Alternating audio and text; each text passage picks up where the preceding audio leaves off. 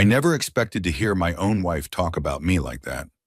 We were out with her friends at a casual dinner, something she had planned weeks ago. I didn't even want to go. These nights were usually the same, her gossiping with her friends while I sat there, nodding along, barely included in the conversation. But this time I wasn't sitting right next to her. The restaurant was packed, and we ended up at a long table where I was a few seats down, just far enough that she probably thought I couldn't hear. I wasn't even paying attention at first. My mind was elsewhere, probably thinking about work or what we'd be doing over the weekend. But then, through the usual chatter, I heard one of her friends ask a question that made me tune in. "So how's married life treating you?" Her response? A laugh, a loud, dismissive laugh, followed by the words that I'll never forget. "Oh, please. He's just my roommate at this point." Just my roommate. I don't even remember the exact way the conversation continued after that because my mind went blank. It wasn't just what she said, it was how she said it. She wasn't joking in a playful, teasing way. She wasn't being affectionate or sarcastic. She sounded serious, indifferent, like she had already accepted this version of our relationship as a fact. Worse, the way her friends reacted, chuckling, nodding, made it clear that this wasn't the first time she had said something like this. I sat there, feeling the weight of those words settle in my stomach like a rock. I wasn't angry, not yet. I wasn't even sad. I was just stunned. Was that how she really saw me? Just a roommate? I started replaying the last few months, maybe even the last year, trying to figure out when things had changed. When had I stopped being her husband and become just someone who occupied the same space? Had I been blind to it all this time? I wasn't perfect, no one is, but I had never once thought of her as anything less than my wife. I worked hard, I supported her, I made an effort, and yet here she was, reducing me to some guy who just happened to live with her. The rest of the dinner was a blur. I didn't say much, didn't react, didn't confront her right then and there. What was I supposed to do? 'Cause a scene in the middle of a restaurant? Ask her to explain herself while her friends watched? No. I wasn't about to give her the satisfaction of making it seem like she had struck a nerve. But inside, something shifted. For the rest of the night, I observed her differently. The way she barely acknowledged me. The way she was fully engaged in conversations with everyone except me. The way she laughed and joked with her friends while I sat there, unnoticed. And suddenly I saw it clearly. I was already living as her roommate. I just hadn't realized it yet. When we got home, I didn't say a word. I didn't ask her about it. I didn't demand an explanation. I was still processing it all, still deciding how I felt. But one thing was certain, something had changed. I wasn't sure what I was going to do about it yet, but I knew one thing for sure. I wasn't going to be just a roommate anymore. The silence between us was heavier than usual that night. When we got home from dinner, she went about her usual routine, kicking off her shoes, grabbing a glass of water, scrolling through her phone like nothing had happened. Like she hadn't just embarrassed me in front of her friends. I watched her for a moment, wondering if she'd bring it up. If maybe she'd realize what she had said, how it had sounded. But nothing. Not a single glance in my direction, not a single acknowledgement of what had just happened. That was when I knew I had to say something. "Why did you say that?" She barely looked up. "Say what?" "At dinner, when they asked about married life." She frowned slightly, still distracted by whatever was on her screen. "What are you talking about? You called me your roommate." That got her attention. She looked up, rolling her eyes like I was making a big deal out of nothing. "Oh, that. Come on. It was just a joke." A joke. I let out a small, humorless laugh. "You didn't sound like you were joking." She sighed and set her phone down, finally giving me her full attention. "You're being too sensitive. It was just something to say. I didn't mean anything by it." I wanted to believe that. I wanted to tell myself that I was overreacting, that it was just an offhand remark and not a glimpse into how she really saw me. But I couldn't, because deep down, I knew better. "You didn't mean anything by it?" I repeated, shaking my head. "So if I said the same thing about you, if I told my friends you were just my roommate, you wouldn't care?" She scoffed. "I wouldn't, because I wouldn't take it so seriously." I studied her, searching for any sign of regret, any sign that she understood why this wasn't okay. But there was nothing. Just irritation, like I was the one making this a problem. "You've said that before, haven't you?" I asked. She didn't answer right away. That hesitation was all the confirmation I needed. My chest tightened as the realization fully hit me. This wasn't just something she blurted out in the moment. This was something she had told them before. Something she actually believed. It wasn't about the words themselves. It was about what they represented. She had already checked out of this marriage. Maybe she had for a long time. Maybe I had been holding on to something that was already gone. I wasn't angry. Not yet. I was just tired. "I don't think you see me as your husband anymore," I said, more to myself than to her. She sighed again, rubbing her temples like I was exhausting her. "Can we not do this right now?" That was it. That was all she had to say. No apology, no attempt to explain, just a plea to drop it. I nodded slowly. "Fine," I said, my voice quiet. I turned and walked away, heading to our bedroom, but something inside me told me that this conversation wasn't over. Not by a long shot. She didn't see me as her husband.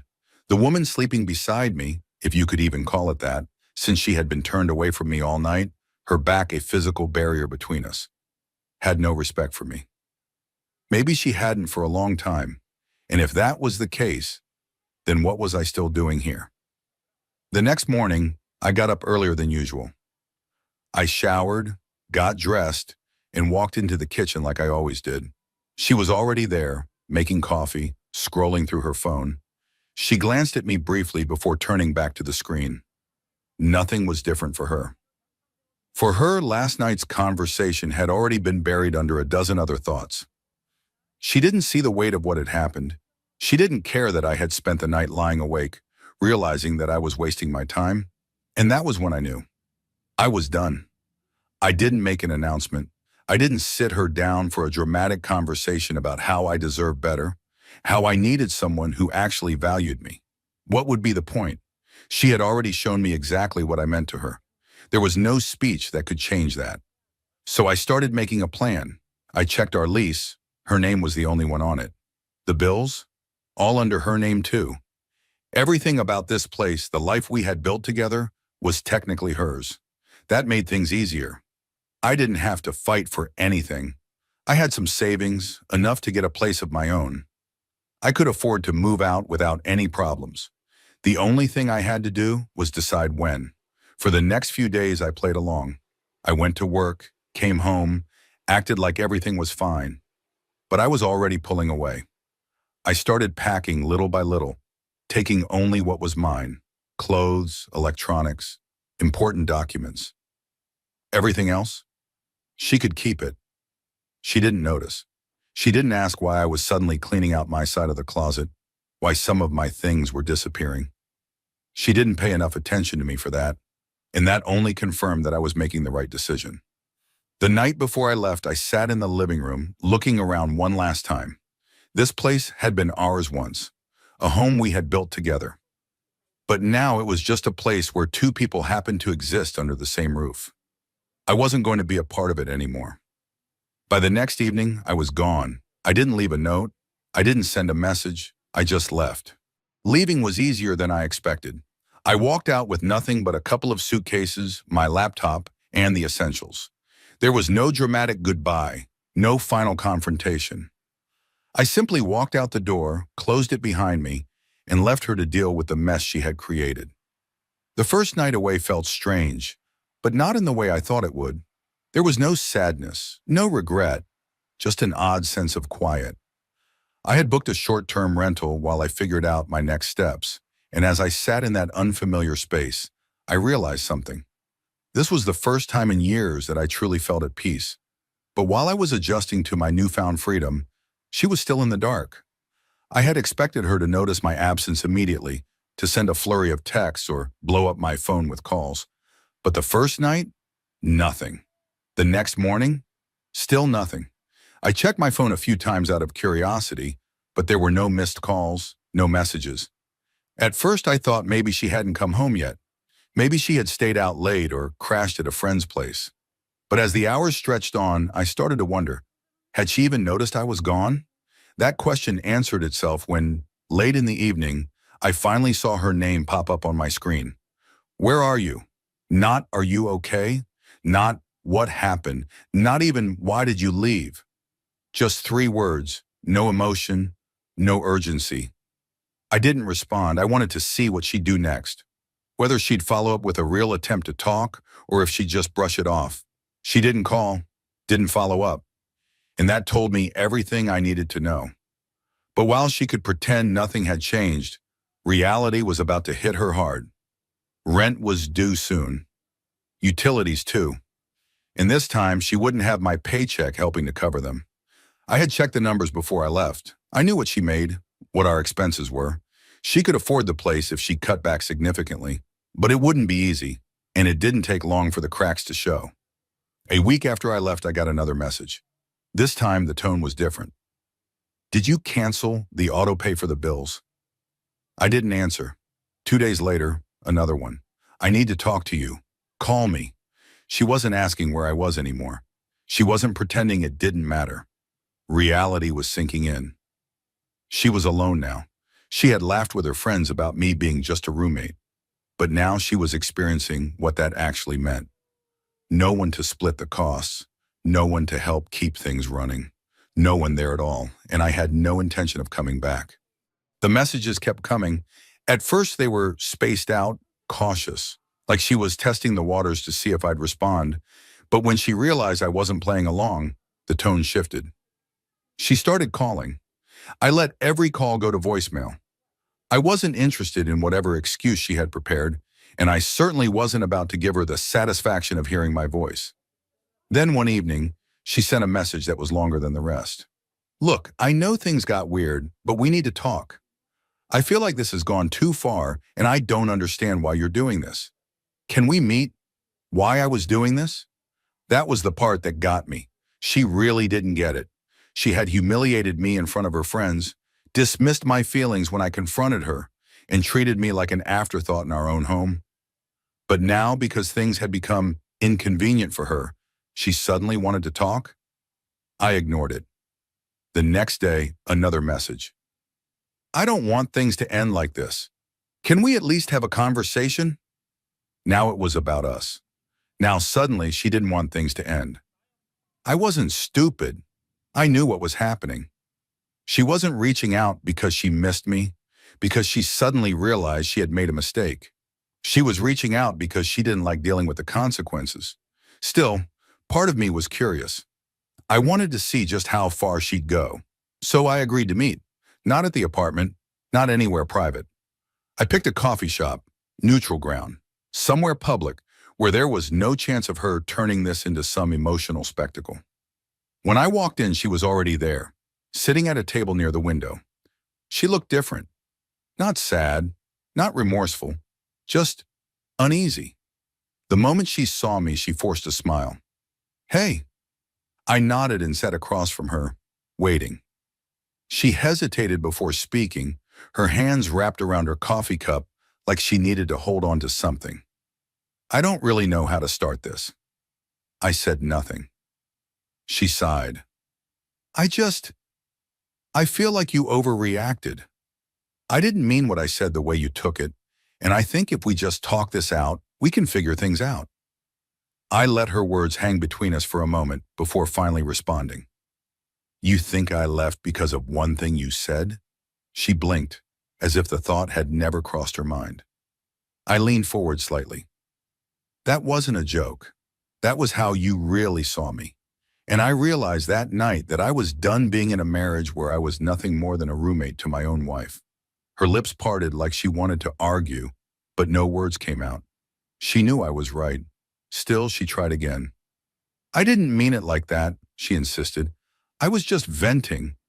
My friends and I, we joke around like that all the time. I shook my head. Jokes have some truth in them. She didn't have a response to that. For a long moment, neither of us spoke. Then finally she sighed and leaned back in her chair. So that's it? I nodded. That's it. She looked down at her coffee, her expression unreadable. And for the first time I saw it. The realization that she had pushed me too far. that there was no coming back from this. I stood up. Take care of yourself. And with that, I walked out. For the first time in years, I didn't have to wonder where I stood in my own relationship. I didn't have to question whether I was being taken for granted or if I was wasting my energy trying to be someone who mattered to her. I had my answer, and now I had my freedom. She tried reaching out a couple more times over the next few weeks. Nothing dramatic, just short, half-hearted attempts to reopen the conversation. Hey, just checking in. Hope you're doing okay. Let me know if you want to talk. I didn't answer. She wasn't reaching out because she missed me. She was reaching out because she missed what I did for her. She missed the convenience, the financial stability, the comfort of having someone else around. But love, respect, those were never a part of the equation for her. I heard from a mutual acquaintance that she had to downsize a couple of months after I left. She couldn't afford the rent on her own. She had to give up the apartment, the place that had once been ours but had really just been hers all along. I won't lie, there was a part of me that found some satisfaction in that. Not because I wanted her to struggle, but because she finally had to face reality. She had treated me like I was disposable, and then she had to live with what it actually meant to be alone. As for me, I moved on. I found a new place, a smaller apartment that was mine in every sense of the word. No shared space, no one treating me like I was just a piece of the furniture. It was quiet, peaceful, and every morning when I woke up, I didn't feel resentment or frustration or that dull, sinking feeling that had become so normal in my marriage. I felt good. People like to talk about closure like it's some grand emotional moment, like there's supposed to be an apology, a final conversation that wraps everything up in a neat little bow. But sometimes closure isn't about them. It's about you realizing that you don't need their apology. You don't need their validation. You just need to walk away. And that's exactly what I did.